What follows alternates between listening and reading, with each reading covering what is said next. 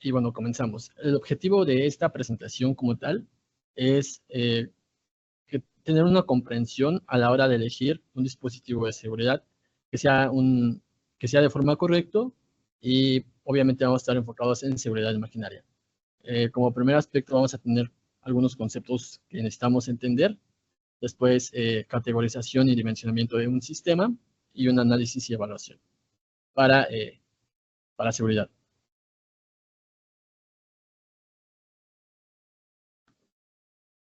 Como primer concepto tenemos aquí, bueno, hemos escuchado lo que es un incidente y lo que es un accidente. Entonces, ¿qué diferencia tienen estos dos elementos? Bueno, un incidente es algo que podría ocasionar una lesión, pero como tal no se lleva a cabo una lesión. Y un accidente como tal es ya un evento en donde tú ya tienes alguna afectación, ya sea personal o inclusive en una industria, ¿no? Por ejemplo, en este caso, si ocurre un accidente puede ser tanto personal o podría inclusive, si es de aspecto eléctrico, inclusive poder haber una explosión que afecta a nuestro entorno. Entonces, básicamente esa sería como tal la diferencia entre un incidente y un accidente. Entonces, cuando llega a ocurrir algún evento, muchas veces manejamos el tema de incidente para reducir como tal el dimensionamiento de lo que acaba de ocurrir. Sin embargo, no es como tal un incidente, ¿no? Cuando ya llega a pasar algún evento, realmente es un accidente. Y lejos de todo esto, tenemos costos por este tipo de eventos, en donde podemos tener puede ser visible o no visible. Entre lo visible, pues bueno, puede ser una lesión, eh, y obviamente pues se ve visible, ¿no? Tenemos ahí una recuperación, o puede ser no visible. En este caso, los no visibles, pues puede ser una pérdida, una desviación de tiempo en la producción. Tenemos costos legales, tenemos gastos administrativos, tiempo de investigación, entre otros aspectos que tenemos que considerar a la hora de que ocurre un accidente. Entonces, estos serían los dos puntos a la hora de que ocurre como tal un accidente.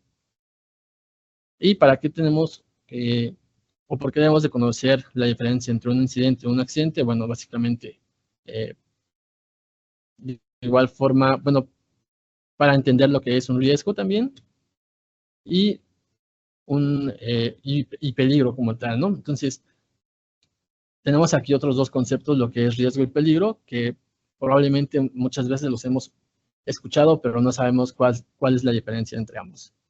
¿Por qué necesitamos tener estos conceptos claros? Porque a la hora de elegir o hacer un dimensionamiento correcto, necesitamos saber el nivel de riesgo y para entender qué es riesgo necesitamos conocer el concepto como tal.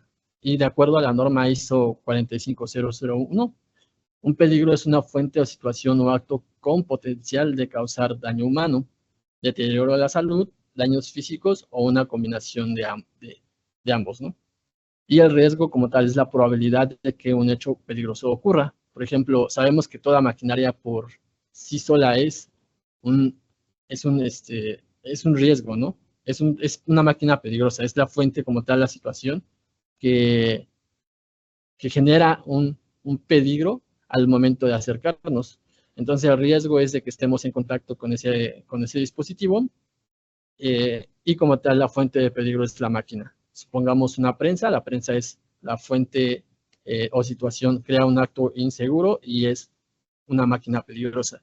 Y el riesgo sería cada vez que estamos manipulando esa máquina, tenemos una probabilidad de que ocurra alguna consecuencia.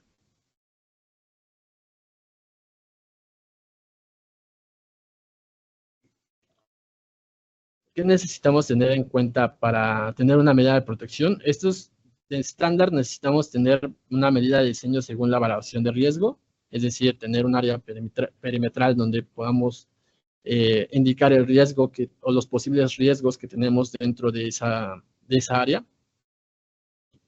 Un aislamiento, ahí tenemos que tener un aislamiento para tener ese dimensionamiento correcto, en donde podemos tener guardas o medidas de protección complementarias.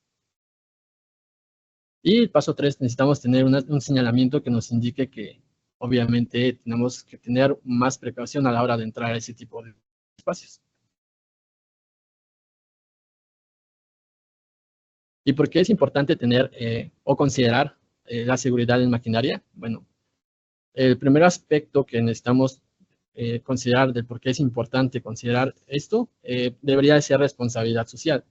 Sin embargo, no siempre tenemos esa responsabilidad social. Como lo vimos en el paso anterior, necesitamos tener un señalamiento e inclusive procedimientos, pero muchas veces nosotros como personas a veces no hacemos caso omiso de esos procedimientos y obviamente eso genera un riesgo, ¿no? Entonces, necesitamos tener como primer aspecto esa responsabilidad que muchas veces no la hay, entonces es por ello la importancia. Supongamos que no omitimos esta responsabilidad social, hay otro factor que nos indica el por qué tenemos que considerar un aspecto de seguridad o la seguridad en la maquinaria como tal, y es la imagen empresarial.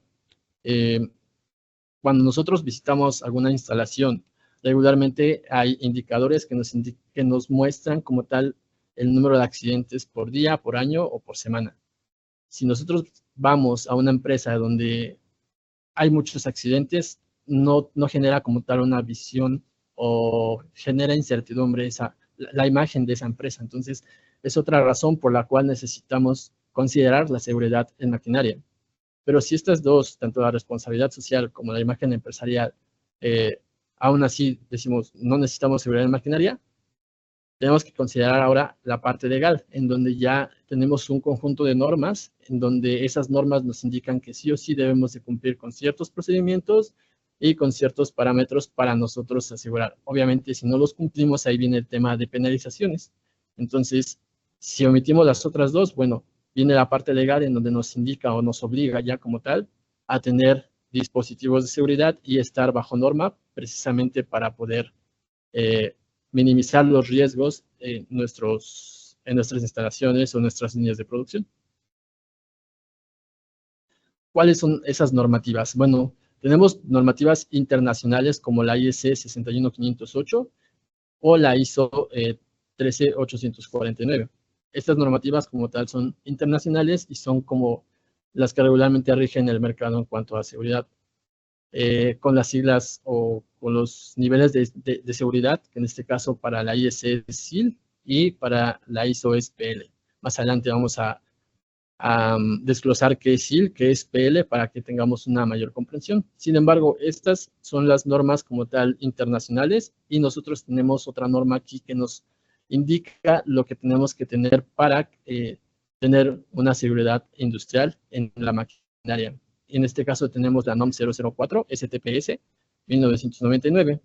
Esta norma como tal no es tan exigente en cuanto a, como podemos ver, es una normativa que se fue publicada en 1999, entonces para el desarrollo de sensores o equipos de seguridad fue mucho más adelante de la fecha de publicación. Entonces actualmente se encuentra en revisión una nueva normativa que es igual al proyecto NOM 004 STPS 2020, que ya integra o ya es más específica a la hora de elegir un dispositivo de seguridad. Entonces, ¿qué nos dice la norma 004-1999? Básicamente nos exige que debemos de tener un procedimiento o crear un análisis, tener una evaluación de riesgo de nuestra maquinaria. El segundo paso que tenemos que tener en cuenta es si hay una modificación. Sabemos que a veces compramos maquinarias y por el entorno en donde se encuentra a veces tenemos que hacer modificaciones, o bien por los planes de mantenimiento. Entonces, necesitamos, cuando se tengan esos cambios, necesitamos tener la certeza de que se está cumpliendo la seguridad dentro de ese entorno. Es decir, hicimos nuestra evaluación de riesgo y si hicimos modificaciones tenemos que evaluar que siga estando actualizada esa evaluación de riesgo, creando una condición segura. Después nos indica que debemos de tener un dispositivo de protección. En este caso no enfoca como tal un dispositivo en general o no especifica, por lo cual podemos tener un botón de paro y para nosotros podría ser un dispositivo de protección. Entonces, teniendo en cuenta estos datos, podemos cumplir con esta normativa y no tener elementos adicionales. Sin embargo, con la nueva actualización que se está, o el nuevo proyecto de norma el cual está la normativa 2020, y agrega otros aspectos e inclusive menciona las normativas ISE e ISO, siendo más específico a la hora de una selección de dispositivos de seguridad. Y ya no solo tenemos que tener una evaluación de riesgo, sino un análisis de riesgo. Y dentro de ese análisis, obviamente, hay otros parámetros que tenemos que considerar, por ejemplo, diagramas, los métodos de desconexión de los dispositivos. Se evalúan puntos más específicos, se evalúan también la parte de procedimientos, y es más específico, y allá nos agrega que necesitamos como tal aplicar un dispositivo de seguridad de acuerdo a una maquinaria en específica. Entonces, como tal, aquí tenemos las normativas y es el por qué necesitamos, básicamente las normativas que están vigentes actualmente. Dentro de estas normativas tenemos diferentes derivaciones de las mismas. En este caso nos vamos a guiar de las normas internacionales ISE e ISO, en donde tenemos el tipo A, que describen como tal los principios de diseño y aspectos generales de la seguridad. En este caso, nosotros nos enfocamos en seguridad en maquinaria, pero hay otros aspectos como seguridad en medicina o como tal automatización o líneas de producción automatizadas, que van más específico a ese tipo de segmento, ¿no? En este caso, nosotros vamos a enfocarnos en seguridad en maquinaria, y básicamente se describe el tipo A. El tipo B se deriva en dos grupos como tal. Uno que el B1 como tal nos indica o contempla aspectos específicos de seguridad. Por ejemplo, seguridad en gas. Tenemos aquí el ejemplo de seguridad en gas, o bien condiciones de seguridad para un mantenimiento eléctrico. Entonces ahí tenemos un aspecto en específico. Y el tipo B2 va más enfocado a la parte de los dispositivos de seguridad. En este caso podemos ver aquí la ISO 13850, en donde va especificada para una implementación de pulsadores y paros de emergencia en maquinaria. Tenemos para una celda robótica la ISO 14120, que nos indica los requisitos generales para un diseño y construcción de resguardos o guardas fijas y móviles. Entonces ya van más enfocadas a una integración de elementos de seguridad. Y la norma tipo C es enfocadas ya a un conjunto de maquinarias. Por ejemplo, tenemos un ejemplo aquí de la ISO 16092, donde tenemos requisitos de seguridad para prensas. Lo tenemos en una celda robótica, los requisitos de seguridad para robots industriales, y en el segmento automotriz tenemos seguridad funcional para vehículos con ruedas. Entonces, esas serían las derivaciones, y ahí ya tendremos como tal una evaluación de riesgo puntual sobre la maquinaria en donde nosotros vamos a aplicar ese análisis, o sobre nuestra línea de producción como tal. Ahora bien, vamos a hablar un poco más de la normativa SIL. Es, como lo habíamos comentado, es una norma internacional basada en la IEC 61508, y básicamente las siglas significan Safety Integrity Level, que es el nivel de integridad de seguridad, es decir, qué tan seguro es el entorno, ¿no? Y regularmente todas las normativas se basan en probabilidades, en donde tenemos una aplicación con alto riesgo o bajo riesgo, o una probabilidad de fallo alto o bajo, ¿no? Aquí tenemos dos conceptos. Una es como tal el nivel de seguridad, en donde parte de 1 al 4, y regularmente estos niveles de seguridad van mencionados en los dispositivos de seguridad. Por ejemplo, tenemos un nivel de seguridad SIL 1, SIL 2, SIL 3, SIL 4. La probabilidad promedio de falla peligrosa hace referencia a qué tanto estoy expuesto a ese entorno. Si no tengo una exposición muy prolongada, bueno, podemos tener un rango mucho mayor de falla. Y si yo tengo un promedio o tengo una exposición muy continua y muy puntual con la maquinaria, tenemos una probabilidad muy alta de sufrir un accidente. Entonces tenemos ahí una probabilidad alta, y necesitamos tener una probabilidad de fallo del dispositivo muy baja para que nos brinde esa función de seguridad.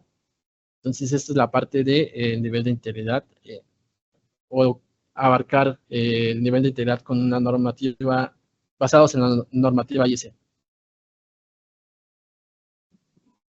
Después podemos tener una evaluación de riesgo. En este caso hay diferentes tipos de evaluaciones de riesgo. Por ejemplo, ahorita nos hacemos mención de la IEC 62061, en donde nos indica que para tener una evaluación de riesgo necesitamos clasificar la frecuencia y la duración de exposición, clasificación de la probabilidad y probabilidad de fallo de evitar o limitar el daño. Entonces aquí tenemos dos ejemplos. Tenemos dos prensas en donde la primera no tiene como tal ningún dispositivo de seguridad y en la segunda ya se hizo previamente una evaluación de riesgo en donde se aplicaron ya estos dispositivos creando un entorno mucho más seguro, ¿no? Entonces, teniendo en cuenta este ejemplo de una prensa y tomándolo en una línea de producción, por ejemplo, en nosotros, en nuestro caso, la frecuencia es alta porque cada 5 minutos o cada 10 minutos están en contacto con esta maquinaria, por lo tal la frecuencia de exposición es alta, o más bien es menor a 1 hora, ¿no? Cada 5 o 10 minutos tenemos que estar expuestos a este tipo como tal, en contacto con la maquinaria. Después, tenemos como tal la clasificación de la probabilidad. Obviamente, si nosotros tenemos una exposición alta, tenemos una probabilidad alta. Y posteriormente tenemos la probabilidad de evitar o limitar el daño. Podemos evitarlo siempre y cuando sigamos los procedimientos o bien estemos atentos a nuestro entorno. Si por alguna razón nos desviamos o no seguimos los procedimientos, obviamente podría ocurrir un evento. Entonces aquí sí es posible evitar raramente. Y después tenemos la clasificación de gravedad. En este caso, para determinar o para poder verificar o evaluar qué clasificación de seguridad necesito, tenemos una tabla que es una asignación SIL, en donde se basa en un conjunto o básicamente una referencia cruzada de la clasificación de integridad, en donde tenemos que hacer una sumatoria de la frecuencia, la probabilidad y la probabilidad de evitar o limitar el daño. Entonces, realizando esa sumatoria, tenemos 5 más 3 nos da 13, y posteriormente necesitamos evaluar la clasificación de la gravedad, es decir, qué tan grave es mi exposición o el evento que me puede ocurrir como tal. Entonces se clasifican del 1 al 4, en donde el 4 es irreversible, es un evento irreversible en donde puede suceder una muerte o pérdida de un ojo o brazo. Después en la clasificación 3 nos indica que es irreversible también, porque podemos tener una pérdida de extremidades. La clasificación 2 nos indica que requiere atención de un servicio médico, es decir, te resbalaste o hubo un golpe y no requieres como tal un análisis mayor o no infiere como tal un riesgo mayor. Entonces, teniendo en cuenta estos datos, nosotros sabemos que al usar una prensa podemos tener una pérdida de extremidad. Entonces, tenemos una clasificación 3. Y teniendo estos puntos, nos guiamos en la tabla y hacemos esa referencia cruzada entre la clase de integridad y la severidad. Por ejemplo, tenemos la clase 13 y la severidad en este caso es 3. Entonces, nuestro sistema nos indica que necesitamos una clase, o más bien, un nivel de integridad de seguridad 2 o categoría 2. Posteriormente tenemos damos énfasis a la normativa ISO 13849, en donde tenemos el siguiente concepto que es PL, Performance Level, que al igual que el SIL es una medición de la clasificación de la seguridad, donde también de igual forma parte de la exposición y qué tan riesgoso es estar expuesto a esa situación. En este caso tenemos o manejamos se manejan los niveles a través de letras, siendo A el más bajo y siendo E el más alto. Entonces aquí tenemos un Performance Level, PDRA, que sería el más básico, PDRE, que sería el más alto. Y es como vienen identificados los productos o los equipos de seguridad como tal.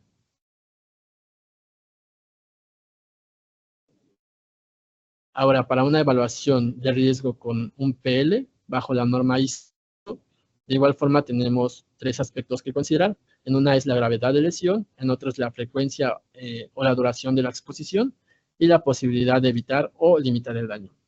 Teniendo en cuenta la misma prensa, nosotros sabemos que podemos tener una lesión grave porque podemos tener alguna amputación.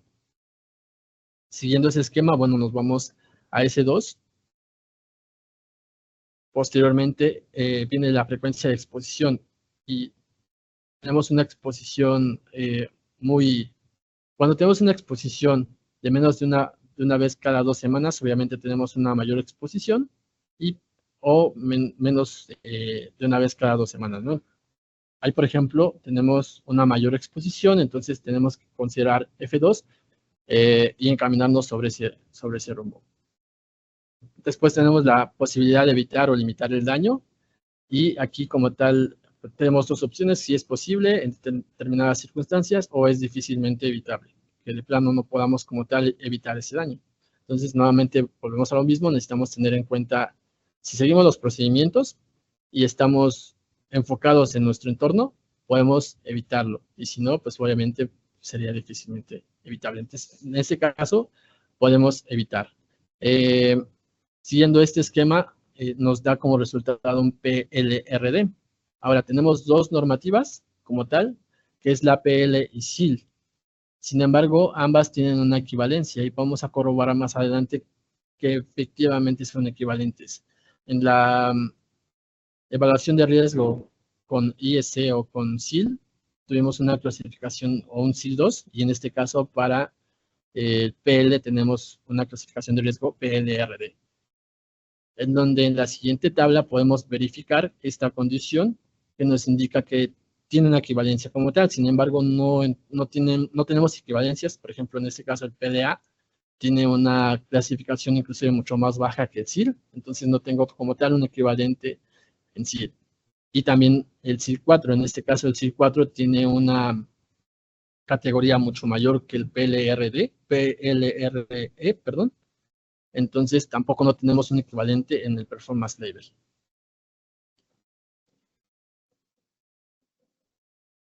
¿Qué otros aspectos necesitamos considerar a la hora de poder dimensionar o tener como tal una condición de seguridad? Bueno, en este caso tenemos que evaluar también los componentes, el diseño del circuito y el error humano. En los componentes, bueno, podría ser si nosotros ocupamos un lote de productos en donde, digamos, tenemos alguna afectación, obviamente se está creando un entorno inseguro y básicamente eso hace referencia a una falla de componentes, una falla en el circuito eléctrico es el autodiagnóstico. Todos los dispositivos de seguridad tienen la capacidad de autodiagnosticarse siempre y cuando cumplan con una categoría que más adelante lo vamos a ver. Pero supongamos que no, si estamos instalando unas cortinas de seguridad y puenteamos como tal, ahí tenemos un error, ¿no? Como tal. También tenemos el error humano, que es, puede ser o puede darse por una diversidad de marcas en un sistema o un circuito, en donde sabemos que todas las marcas manejan su propia lógica. Si nosotros tenemos dispositivos de seguridad, tienen una lógica como tal. Si nosotros integramos, bueno, más bien es recomendable como tal integrar con una sola marca, precisamente para que todos cumplan con la misma lógica de la propia marca, ya que si integramos con otra marca, probablemente las señales que estemos mandando no sean detectadas de forma correcta y quizás ahí crear un entorno inseguro. Entonces necesitamos considerar estos aspectos para poder proponer un dimensionamiento con dispositivos de seguridad. Ahora, ¿qué muestran la información técnica de un producto y qué tenemos que considerar? Bueno, como lo comentamos o ya habíamos visto, dentro de nuestros catálogos tenemos la información técnica del producto. En este caso, el nivel de seguridad nos indica qué es un PLE o un Suite 3. Tenemos la categoría de cableado, que en este caso es 4, más adelante lo vamos a ver. Y después nos indica qué tan, por ejemplo, el CSF, qué tan seguro es nuestro dispositivo, qué tan probable es que falle al momento de que se cree un entorno no seguro. Y el MTTF como tal nos indica los años que podríamos considerar para que ocurra un fallo como tal dentro del dispositivo. El intervalo de test de prueba nos indica que a partir de 10 años podríamos quizás tener un posible fallo. Y la vida útil del producto, pues bueno, son 20 años. Después tenemos otro concepto que es la cobertura de diagnóstico. En este caso, la cobertura de diagnóstico nos indica más que nada, en este caso, de acuerdo a las tablas anteriores que vimos, qué tan viable tiene que ser mi sistema. Es decir, si tengo una exposición baja, yo puedo tener ninguna o una cobertura de diagnóstico menor al 60%. Si es baja, de igual forma puedo tener una cobertura de diagnóstico mayor a 60, pero menor a 90. Si es media de 90%, pero menor a 90. Si es mayor a 90, pero menor a 99. Y si es alta, necesito una cobertura de diagnóstico mayor a 99%. Más adelante vamos a ver como tal una gráfica donde podamos visualizar para qué nos sirve esta información. Y ahora viene como tal la categoría de cableado. Para la categoría de cableado, nosotros tenemos que considerar, la categoría 1 es cuando yo tengo una baja exposición, hice mi análisis de riesgo y no requiero como tal elementos adicionales. No solamente necesito un paro y un arranque, y esa sería mi categoría 1 de cableado. Obviamente tendríamos un performance level SIL 1 o un performance level up tipo A o clase A o un SIL 1. En este caso, la categoría 2 nos indica que ese dispositivo o el cableado necesitamos tener un dispositivo lógico en nuestro dispositivo de arranque y paro, y adicional necesitamos un reset que nos ayude a verificar que cuando ocurra un fallo no podamos activar el sistema hasta que no resetemos y que se cree una condición segura. Entonces ahí ya tenemos como tal un elemento adicional que nos ayuda a tener ya una lógica. La categoría 3 nos indica que debemos de tener una redundancia. Por ejemplo, para un circuito de seguridad como tal, necesitamos o hablamos de canales. Entonces, ahí tenemos dos tipos de señales o dos tipos de señal que pueden darse a través de esos dos canales, que serían contactos secos o a través de OSCDs, que son señales punzantes.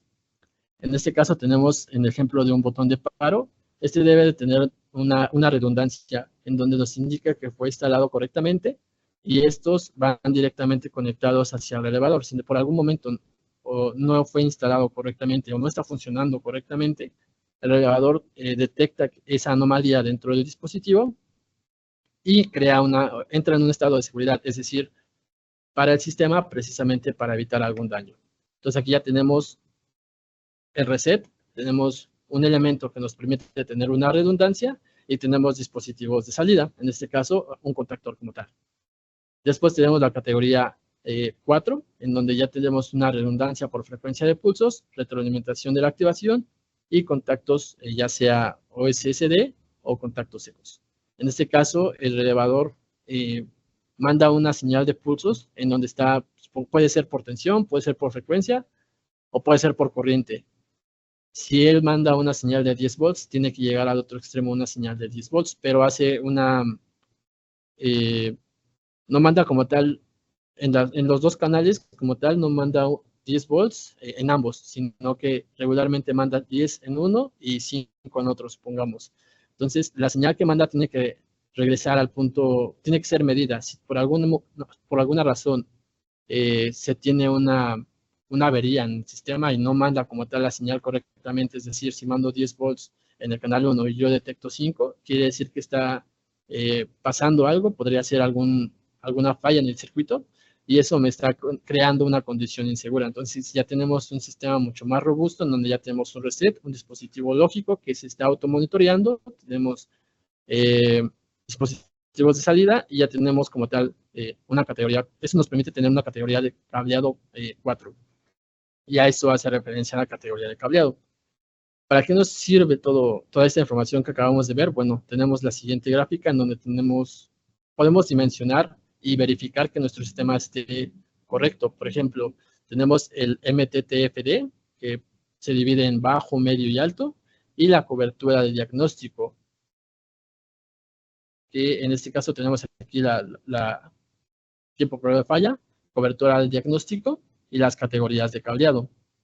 Y de este lado tenemos los performance level. En este caso, supongamos que tenemos un performance level tipo A y un tiempo promedio, necesitamos tener un promedio de falla medio, entonces necesitamos categorizarnos sobre este. Entonces, podemos tener una categoría 1 sin problema, pero ¿qué pasa si nosotros tenemos un PLD y tenemos una categoría media, aunque un PLE, supongamos, y tenemos una categoría media, nosotros necesitamos sí o sí un cableado de categoría 4, y si nosotros lo situamos con una categoría baja, entonces estamos en este apartado. Entonces, si nosotros conectamos un dispositivo que tenga una categoría 1 de cableado y nos dice que nuestro performance level tiene que ser PDE, aunque sea PDE, nosotros al tener un dispositivo que no tenga como tal la categoría de cableado adecuada, nosotros bajamos nuestro sistema inclusive a un PDB. Entonces, aunque tengamos el dispositivo y nos indique que tenemos una clasificación o un performance level PDE, necesitamos evaluar el tiempo promedio de fallo y la categoría de cableado, porque de lo contrario estaríamos reduciendo nuestro nivel de seguridad. ¿Qué consecuencias tenemos respecto a esto? Lejos de crear un entorno seguro, podemos crear un entorno mucho más inseguro del que está. Porque, poniendo un ejemplo como tal, supongamos que tenemos unas cortinas de seguridad y estas van conectadas no a un relevador de seguridad ni a un PLC de seguridad, sino a un PLC normal, en donde estas cortinas están mandando la señal constante que están cuando se activa o desactiva. Solo es un pulso como tal. ¿Qué pasa si por alguna razón se desenergizan, se desalinean y esta cortina como tal no sensa esa actividad dentro de la operación? Pues simplemente no lo va a visualizar el relevador y el PLC, y el PLC no va a saber la condición de esta cortina. ¿Por qué? Porque el PLC no es un dispositivo de seguridad. Entonces, nosotros creamos como tal una condición insegura, porque al momento de que el operador entre en contacto con la maquinaria, este no va a mandar la señal de que no está operando correctamente y obviamente podemos ocasionar un fallo. Creamos la confianza en el trabajador de que está trabajando con dispositivos de seguridad y se está creando un entorno seguro cuando nosotros no estamos realmente creando un entorno seguro por la categoría de cableado. Entonces, tenemos que considerar estos aspectos a la hora de poder dimensionar y elegir un dispositivo de seguridad. ¿Por qué? Porque como lo comentamos, ¿no? Obviamente, si no tenemos la categoría adecuada, podemos, lejos de crear un entorno seguro, crear un entorno mucho más inseguro de lo que ya está. Y bueno, ¿qué es una función de seguridad? Pues básicamente es una reducción de riesgos y crear un estado seguro de la maquinaria, en donde tenemos diferentes procesos. Por ejemplo, en el esquema de aquí podemos visualizar una medida de seguridad pasiva, un dispositivo de entrada, un dispositivo lógico, un dispositivo de salida y al final un actuador como tal.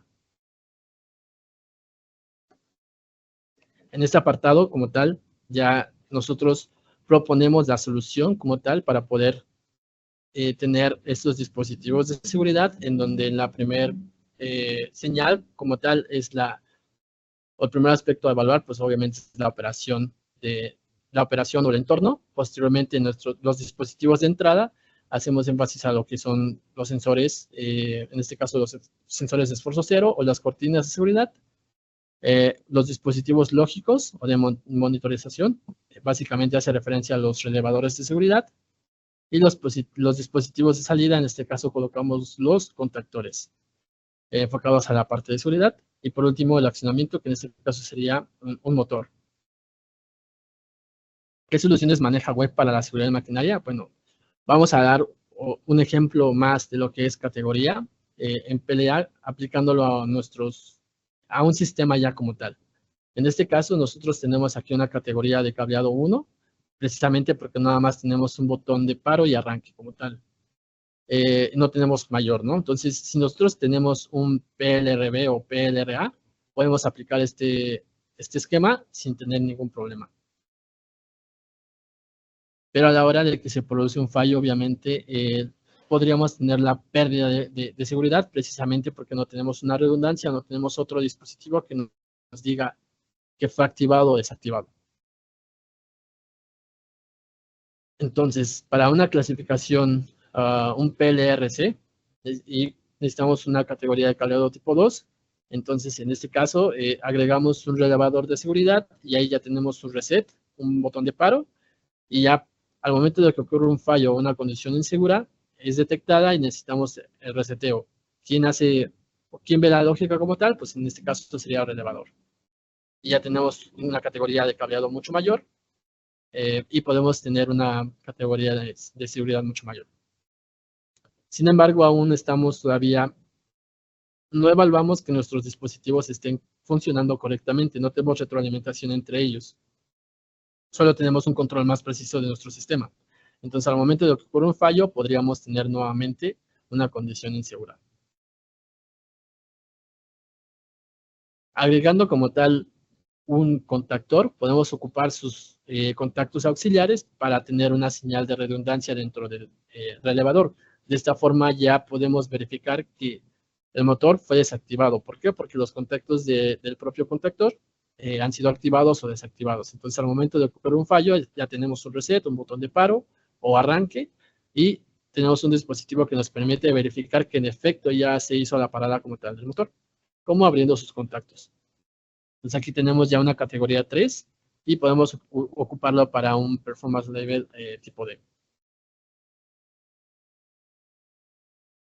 Sin embargo, aún podemos agregar elementos adicionales para poder tener una categoría mucho mayor. En este caso tenemos la categoría 4 agregando un PLC, en donde el PLC, la diferencia entre un PLC convencional básicamente es que este tipo de dispositivos pueden mandar señales OSDs, que son las señales pulsantes, y esas señales nos permiten, por ejemplo, podemos mandar la señal pulsante del relevador hacia el PLC, detectarla y ya tener un control total de nuestro sistema. Ya tenemos el control de parada, sabemos que ya se paró el motor, y con agregando el PLC podemos identificar que nuestro elevador esté funcionando correctamente a través de los pulsos o las señales que se están mandando por las salidas de doble canal.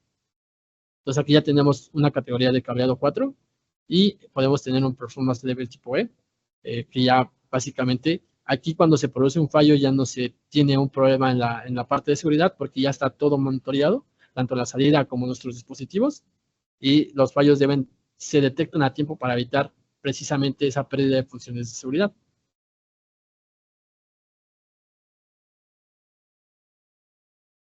Y bueno, haciendo un resumen como tal de los aspectos que tenemos que considerar para este tipo de diseños, bueno, tenemos que hacer una evaluación del riesgo, tenemos que hacer pruebas de seguridad, tenemos aspectos cuantitativos, tenemos documentos de seguridad y formación al personal como tal. Tenemos que formar también al personal, dar un procedimiento, precisamente, inclusive involucrarlos, ¿no? Mira, esto, tener documentos para que ellos también puedan conocer el sistema y sepan cómo funciona. Entonces, todo eso nos ayuda a tener una buena evaluación y un buen diseño como tal. Después tenemos un dispositivo de salida, que en este caso es un accesorio propio de nuestro variador de frecuencia, en donde ya tenemos un variador con funciones de seguridad integradas, únicamente haciendo uso de este tipo de dispositivo. ¿Qué funciones nos podemos tener o qué funciones de seguridad tiene este dispositivo? Bueno, básicamente tenemos dos ajustes. Uno es el STO, que es Safe Torque Off, o SS1-T, Safety Stop. Que básicamente con este dispositivo podemos tener una categoría 4 porque precisamente este dispositivo tiene una recepción, ya sea con contactos secos o con señales OSDs, que permiten evaluar la condición de seguridad. Y también tiene un dispositivo lógico que está conectado directamente al variador de velocidad para que al momento de que ocurra un fallo, ya sea la configuración STO o SS1, sea activada. Tenemos esas dos configuraciones. ¿Y qué función tenemos con cada uno? Básicamente el STO, cuando tenemos configurado esta función, lo que pasa es que cuando se crea una condición insegura, el relevador quita como tal desactiva como tal el suministro de energía generadora del par y el motor queda como tal en un estado de vacío, ¿no? Bueno, queda girando en giro libre hasta que llega a su parada normal. El S1-T tenemos ahí ya un paro controlado en donde las aplicaciones requieren que el paro, vaya, es una condición muy insegura, teniendo un ejemplo, por ejemplo, un aspa. Obviamente, si nosotros paramos el motor y se queda en giro libre, pues se sigue creando un entorno seguro. Entonces, en este caso, podemos configurarlo con ese S1-T, que es el Safety Stop. Y en este caso tenemos una rampa de desaceleración.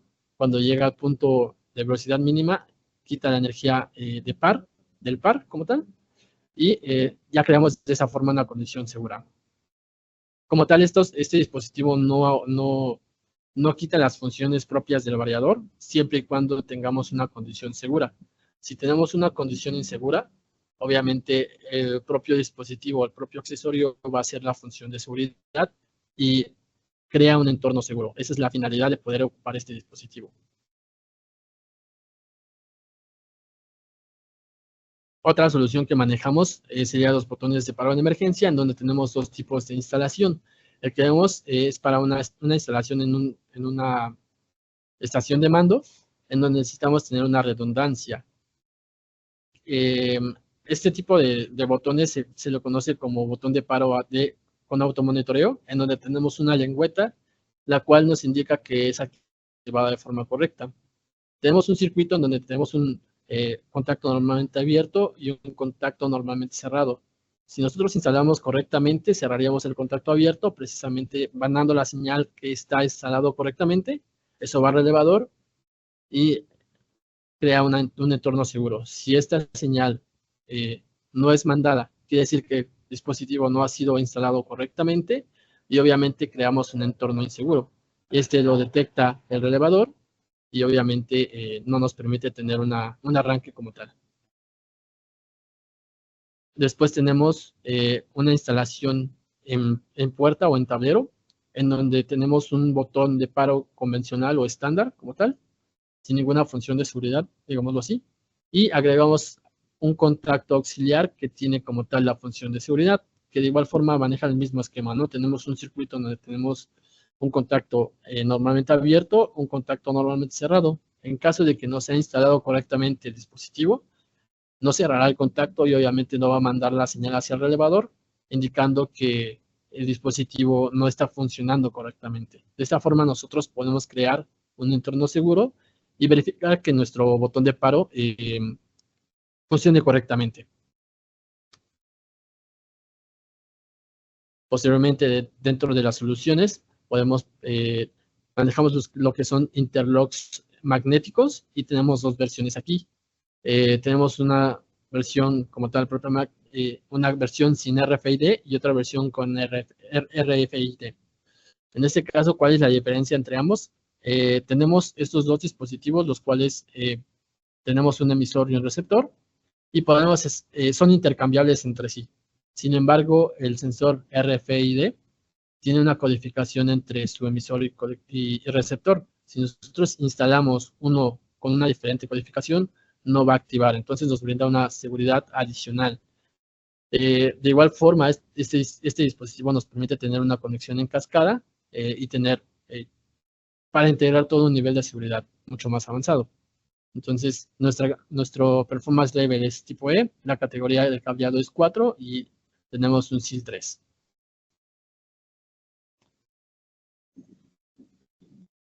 Aquí está un ejemplo de una instalación de este tipo de dispositivos. Aquí, por ejemplo, si recordamos los tipos de categorías, este tipo de categorías de cableado sería una categoría 2, en donde solamente tenemos un dispositivo de entrada, un reset y un botón de paro.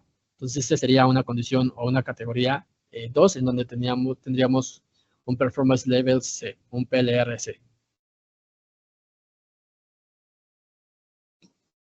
Otra solución que podemos proveer sería el comando manual, en donde tenemos un proyecto ergonómico, el grado de protección es IP20, y bueno, tenemos aquí, por ejemplo, diferentes modelos que podemos ocupar dependiendo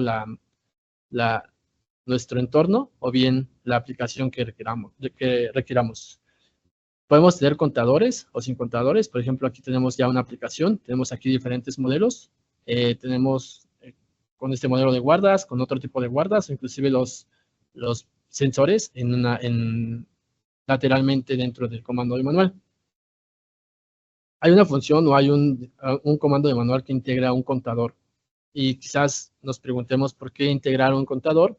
Muchas veces podríamos pensar que es para verificar la maniobra o qué tanto ha sido activado el sistema, pero más que eso necesitamos evaluar, por ejemplo, cuando nosotros tenemos un dispositivo magnético, tenemos un número de maniobras que está permitido o que básicamente es el tiempo de fallo, ¿no? Básicamente de ese dispositivo. Porque sabemos que cuando tenemos un dispositivo magnético, electromagnético, tiene un desgaste a la hora de conmutar los contactos. Ese desgaste pues va aumentando conforme va pasando el tiempo y la aplicación, la conmutación de los mismos. Entonces, eso nos puede ayudar a tener en cuenta cuántas maniobras hemos realizado con este tipo en este caso el botón de paro, cuántas maniobras nos restan y obviamente si nosotros ya instalamos el botón y ya tenemos muy pocas maniobras para poder utilizarlo o llega a su conteo máximo de maniobras, nos indica que ese botón en cualquier momento nos podría fallar y crear una condición insegura. Entonces, si resumimos o volvemos a la tabla inicial donde vimos las clasificaciones y las categorías, ya tendría una categoría, un tiempo promedio de falla muy bajo. Entonces, ya no nos serviría, si tenemos una categoría de PDE, ya no tendríamos una categoría al tener un dispositivo que ya no tiene ese tiempo promedio de falla alto. Entonces, bajaría nuestro nivel de seguridad y nuevamente estaríamos creando una condición insegura. Entonces, esa sería una función adicional que nosotros podemos ofertar para que tengamos en cuenta este tipo de eventos o de acciones. Posteriormente tenemos las botoneras de esfuerzo cero, que en este caso, supongamos que tú tienes tu propio diseño, bueno, y no se adecua a tu necesidad con el comando de manual, bueno, podemos proveer también los sensores de esfuerzo cero, ya sean en los dos modelos, ya sea pulse switch o soft switch. Y tenemos dos versiones, ¿no? Uno es con cable directamente del propio dispositivo y otro es con un tipo de con conector. Y ahí tendremos ya varios tipos de conectores dependiendo de la instalación que vayas a hacer. Dentro de las soluciones que podemos ofertar, tenemos los Pure Cord Switch, que básicamente son dispositivos de seguridad o paros de emergencia a distancia, en donde las aplicaciones más comunes son las bandas transportadoras. Y obviamente, cuando nosotros se crea una condición insegura, nosotros al estar a una distancia muy larga, obviamente a veces no podríamos llegar a accionar el paro de emergencia en el tiempo que requerimos. Por eso existen este tipo de soluciones que nos permiten tener un paro de emergencia por cable, que puede ser de largo hasta 80 metros, y de esta forma desactivar el sistema en cualquier punto donde nos encontremos. Si estamos cerca, bueno, podemos accionarlo de forma local y tiene como tal también su botón de reset. Entonces, básicamente es la solución que mostramos con este tipo de dispositivos. Posteriormente tenemos las cortinas de seguridad, en donde el grado de protección es IP65, tenemos un Performance Level tipo B, un SIL 3, y tenemos, o se clasifican por la resolución, ya sea resolución en 14 milímetros, que es para protección de dedos, o una resolución de 29 milímetros, que es para protección de manos. De igual forma, contamos con funciones de programables, fijas o de blanking, ya sea fijo o flotante, o variable como tal.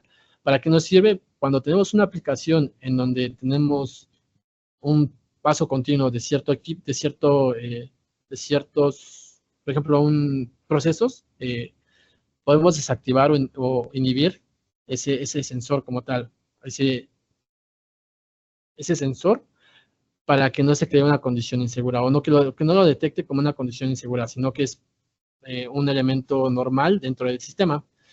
Esa sería una condición fija. Para una supresión variable es cuando podemos ahí tener una temporización de, por ejemplo, un ejemplo sería una lámina, ¿no? Al momento de estar enrollando o cortando esa lámina, a veces hay una pequeña holgura, y esto se podría detectar como un fallo. Entonces ahí tenemos podemos programar el tiempo que tendríamos que tener esa condición. Pasando este tiempo, obviamente ya sería una condición insegura, pero si es un proceso normal, bueno, podemos programar ese tiempo para que no lo coloque como una condición insegura, sino una condición normal del sistema.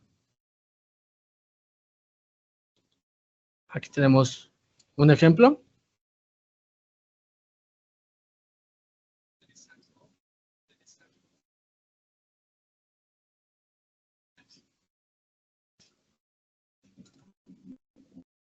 Tenemos un ejemplo de una condición en cuanto a las cortinas de seguridad. Y como lo comentábamos, ¿no? Necesitamos un reset para que al momento de que nosotros, cree una condición insegura, podamos, no nos permita arrancar hasta que verifique el sistema que está ya una condición segura. Entonces, para ello es importante el reset.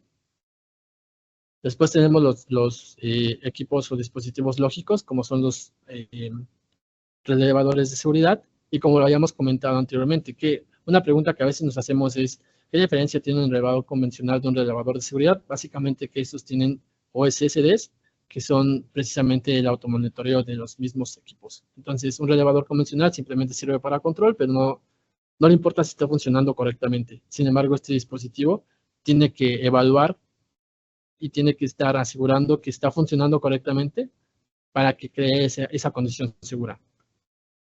Y bueno, tenemos un Performance Level 3, categoría de cableado 4 y un SIL 3.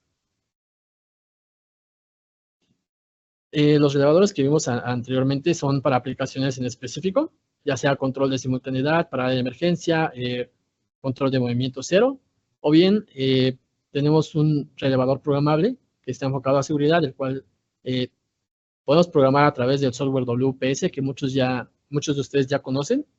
Es un software que es gratuito y podemos, básicamente el lenguaje de programación es a través de diagramas de bloques.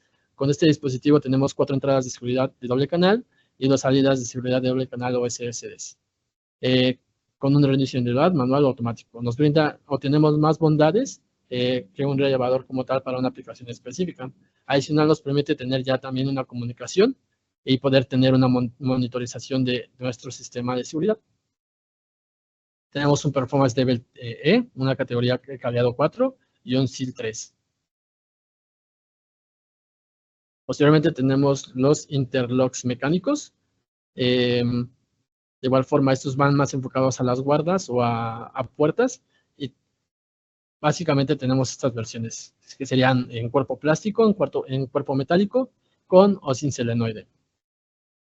Y bueno, tenemos diferentes llaves de actuación dependiendo de la instalación que se vaya a requerir.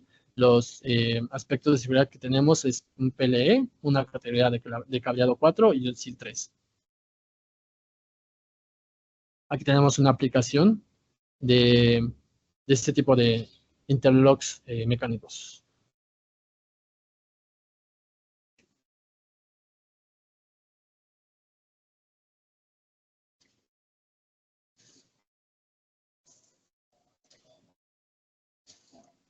En este caso tenemos el ejemplo de un interruptor de seguridad con solenoide.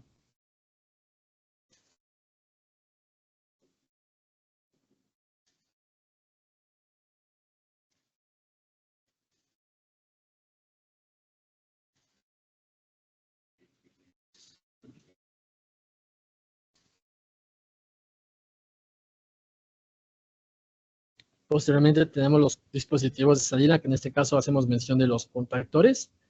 Esos contactores tienen la certificación TV, que básicamente todos los dispositivos de seguridad necesitan tener esta certificación, que básicamente hablan que pueden ser utilizados para una aplicación en seguridad. Lo que nos indica que debe de tener una protección contra maniobra indebida. Sabemos que a veces hay personas que son muy curiosas y podrían pulsar el dispositivo, accionar la maquinaria y obviamente eso nos podría generar una condición insegura. Entonces, no es tan probable, pero puede pasar y mientras exista esa probabilidad, pues hay que minimizar esa probabilidad para que no se llegue a dar como tal.